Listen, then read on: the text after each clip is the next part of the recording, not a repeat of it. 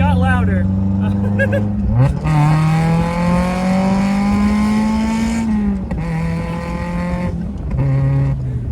Let's go! What in the world? Listen to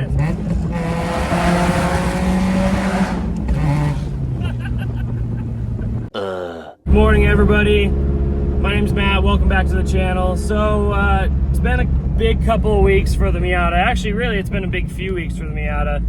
We had that whole big track weekend at Gingerman Raceway. Drove 5.5 hours there with a trailer behind the car. Ran on track on frickin' Hoosiers and then drove back. Then the very next weekend, we ended up doing a big long camping weekend down in Arkansas. I drove the car all the way down there again, did a bunch of like twisty road driving, you know, had a really good time, hit the toge. And then I got home 2 days later, went to drive the car once, the transmission blew up immediately. I'll show you a little clip of what the transmission looked like when we changed it. You'll leave that in there, aren't you?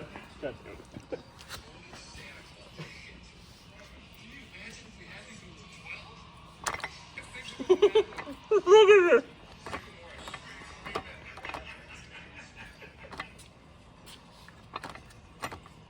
That's the one I'm using, by the way.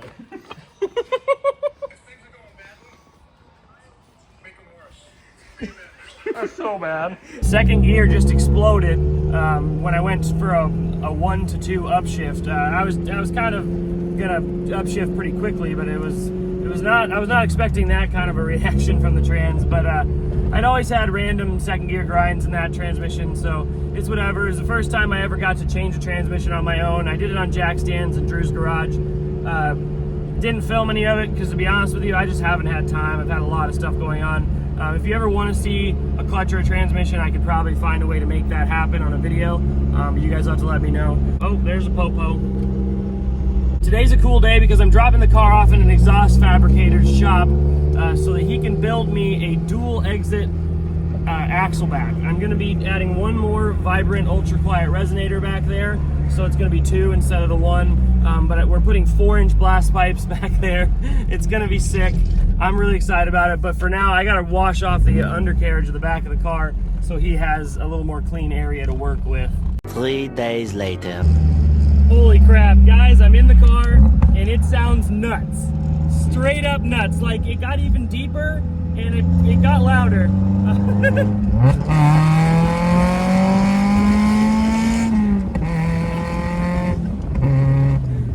Let's go! Fuck yes, dude. I probably shouldn't have said that online. What in the world? Listen to this.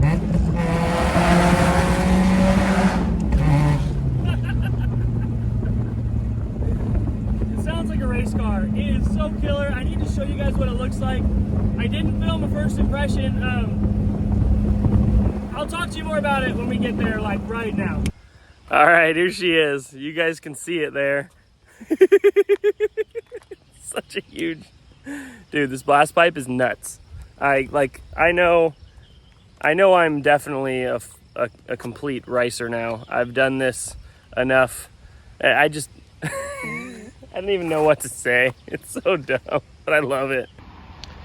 So this is a stainless steel 4-inch Megan Racing blast pipe we have sticking out the back. And as you can see, let me try to get under here. The welds on this new axle back that he built me are just gorgeous. We still have the Helmholtz chamber.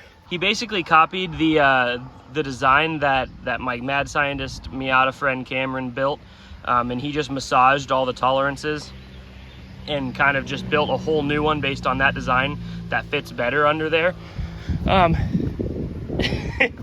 4 inches, I mean, just look at that. The profile from the back is bonkers looking. I love it. It is the best thing ever. The only thing that it did negatively is kind of highlight the fact that right now I'm running really narrow tires. I had these laying around, so I threw them on because my old RE71Rs were dead, but I think I'm gonna need to throw like 235s, maybe even 245s on these wheels next time. What you guys will probably notice though, which is very obvious, it's not a dual blast tip setup. I wanted a dual blast tip setup. That was my original plan, but my exhaust fabricator who built this, he said there just wasn't enough room back there to do it within my budget. You know, I spent about $500 having this built, and he said I would have been closer to $1,100 to $1,200 to do a blast tip setup like this. Someday, you know, if the channel's profitable, I will still probably do that. But for now, it's still rad looking. I mean, this was kind of my backup plan anyway, was just use one of them and have it be a similar vibe to before, but just extra massive and crazy and gold looking. But, you know, do I think it would have been cooler with duals? Yeah, it would have been really freaking sweet, but this is still like basically everything I've ever wanted.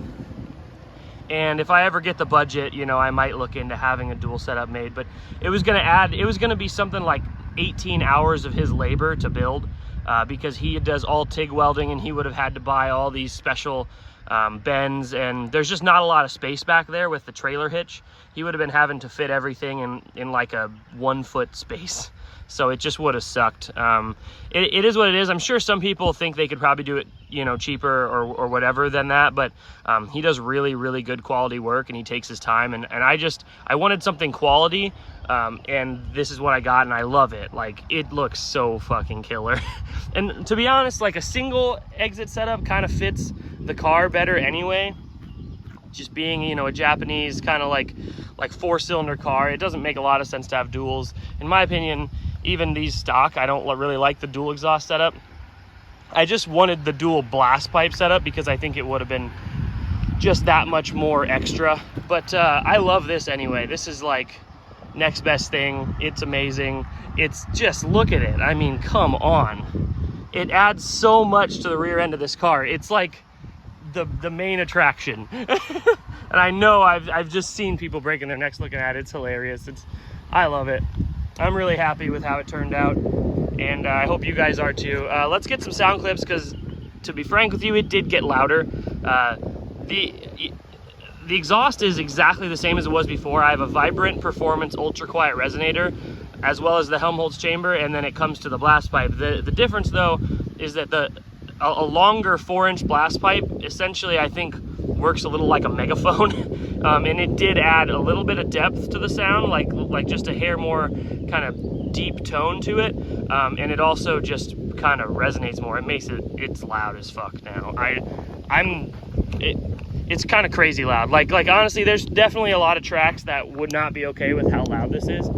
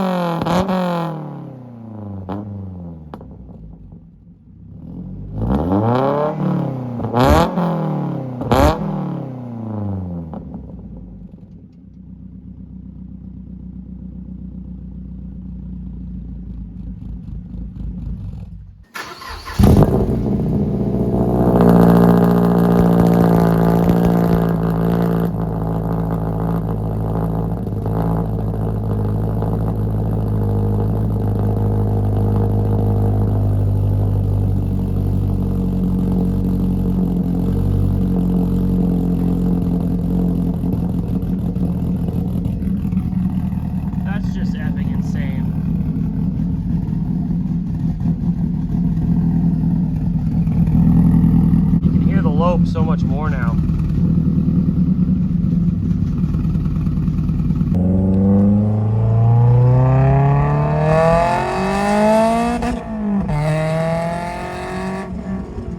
Good Lord. It's so loud, dude. And it backfires and stuff a lot, which it's not tuned to do that.